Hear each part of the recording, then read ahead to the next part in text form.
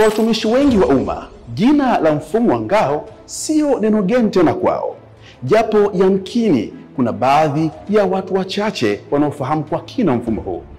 Kwani ngao ni nini hasa na ina umuhimu gani katika utendaji kazi pamoja na mifumo ya serikali? Ngao ni mfumo wa uthibitisho wa pili kwenye mifumo ya serikali, yani second factor authentication. Hatua ya uthibitisho wa pili hufanyika mara baada ya mtumiaji wa mfumo kufanya uthibitisho wa kwanza kwa usahihi kwa kutumia jina na nywila, yani username and password.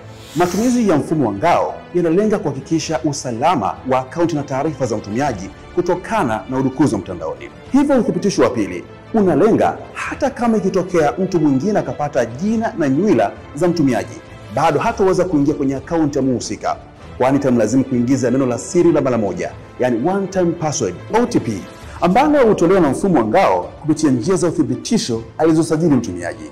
Sasa kwa mtumiaji, kama utakutana na changamoto yoyote katika matumizi ya mfumo wa ngao, tafadhali wasiliana na afisa TEHAMA au admini wa mfumo wa ngao katika taasisi yako.